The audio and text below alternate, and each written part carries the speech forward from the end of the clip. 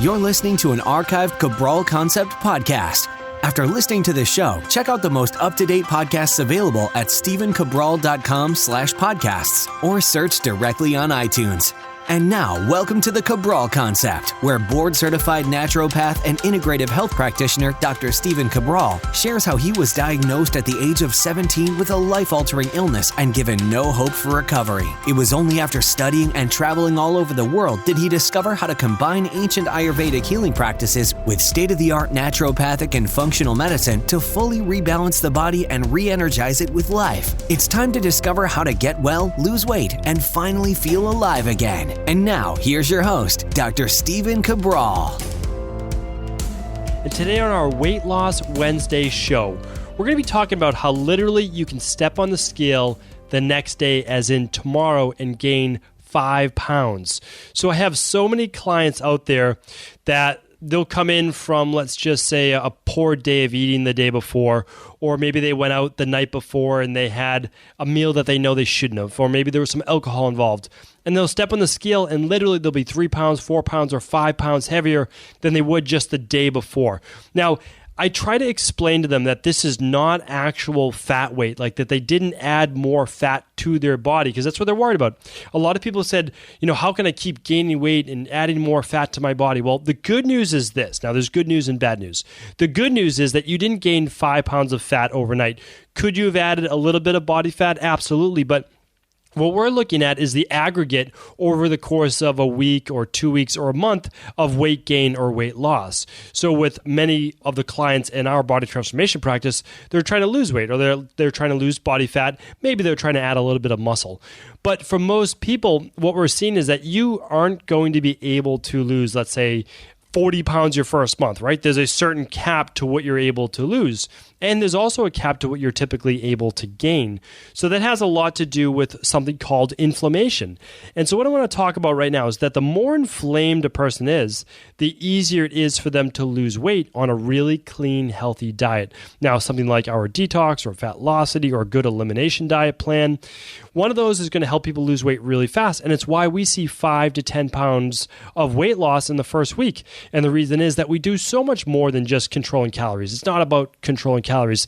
It's about the foods you put in your body and how they regulate hormones in your body, as well as decreasing toxic overload and also decreasing inflammation. That's what helps people lose that weight right away, because they're losing so much inflammation.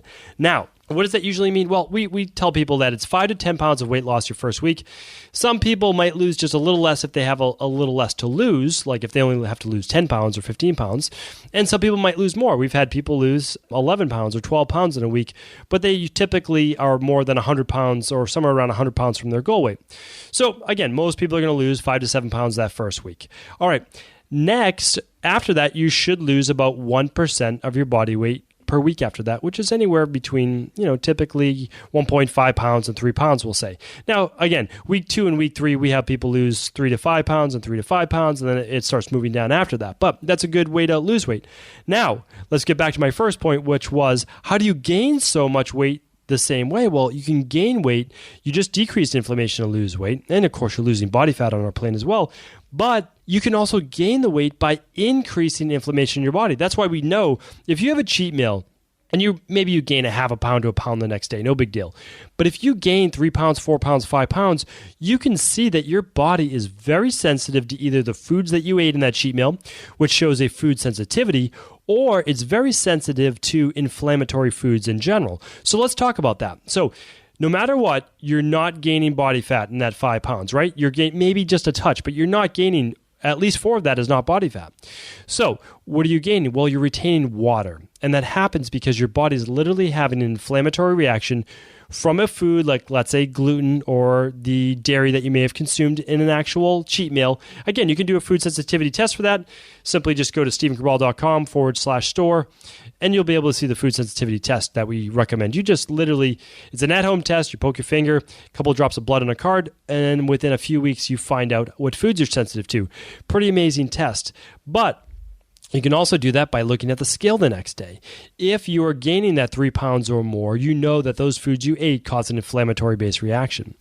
The other interesting thing is that sometimes when you do this cheat meal and your body is not stable yet, it's not what I call, it hasn't reached equilibrium.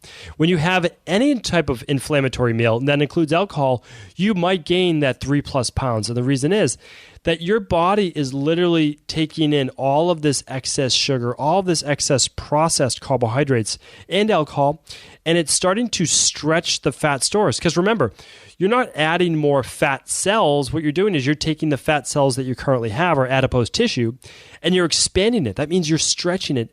And when it stretches, it also sends signals of stress and also to turn on the immune system.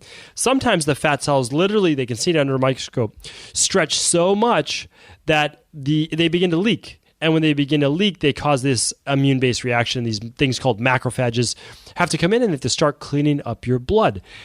When this happens, your body's going to also retain water, retain fluid, just as if you got either punched in the arm or stung by a bee. The body kind of swells right around that area. Well, what we're talking about right now is an inflammatory systemic-based swelling. Your whole body kind of gains, not just kind of, it does gain this water weight, this swelling. And when that happens, you look swollen, you look a little puffy, and that's why people say that they look a little softer after having these cheat foods. Bodybuilders have known about this for decades, and they know that the cleaner they eat, the less water they hold between their skin and their muscle. Again, less inflammation, less water retention. Okay, that's why I say during your first week of a detox, you're not just losing water weight, you're losing inflammatory toxic water weight. You are losing water that your body is not supposed to be holding. It's literally inflammation. You lose that, you can see how toxic you really were, and there's no need for this water to ever come back. Sure, you might gain a pound during a cheat meal or so, but that's gone within the next day or two. So, all right. Finishing thoughts here, final thoughts. When you gain 3 to 5 pounds that next day after a cheat meal, or even after a healthy meal that you thought was healthy, well, those foods that you ate that you thought were healthy are actually causing an inflammatory-based digestive reaction, and you want to look for that. You want to make notes of this, put it in your little journal that says, okay, whatever that meal was, I need to back off of that meal for a couple weeks, and then try some parts of that meal. Like if you tried some shrimp and then you had some cauliflower and Brussels sprouts with it, and who knows, whatever else. You might try just the shrimp and a different type of vegetable. Maybe it was the Brussels sprouts and cauliflower that was just too much for your body to handle. That was too much fermentation, because those are very good prebiotic FODMAP-based foods. And you might have some bacterial overgrowth or some yeast overgrowth, and that allowed for the feeding of that and the fermentation of that, and that will cause water retention. Okay, so we can look at it that way. Now, the good news is this. If you go back to a clean eating after that cheat meal, your weight should come down after about 72 hours. That's 3 days. I know it's still 3 days, but still each day it should come down a little bit and a little bit. And by the end of that week, or end of that really 3 or 4 days, your water weight and your body should be back to a normal weight. So hopefully that explains why you can literally step on the scale the next day and end up being 3 pounds, 4 pounds, or even 5 pounds heavier. It's not all a body fat gain. It's really water weight. It's swelling, and it's from that inflammation. You can do a food sensitivity test. You could simply weigh yourself after certain cheat meals or certain meals in general and find out that next morning what that food did to you the day before. Or you could also do a detoxification and then do a detox, basically 7-day, 14-day, or 21-day detox. Get rid of all that inflammation, that water weight gain, and then ease yourself back into cheat meals. Ease yourself back into what we call a maintenance-based plan with then once-a-week cheats. And we find that just to be the best of all worlds, where you get to lose the weight first and then start to see little by little, by getting more in tune with your body, what foods work and what foods don't. Thank you, everyone, again, for tuning into the Cabral concept. Please do share this episode with anyone you feel it may help. Thanks again. Are you ready to heal yourself and then go on to heal others? If so, the Integrative Health Practitioner Institute can help you discover proven functional medicine protocols that blend the best of 7 different healing disciplines from around the world. I personally share with you the exact handouts and protocols I use in my private practice that enable people to get well, lose the weight, and live longer, stronger. I want to pass this information on to the next generation of health coaches, and that is exactly why I created IHP. We are the future of the health coaching industry, and the skills and knowledge you will learn will make you an in-demand certified health coach anywhere in the world.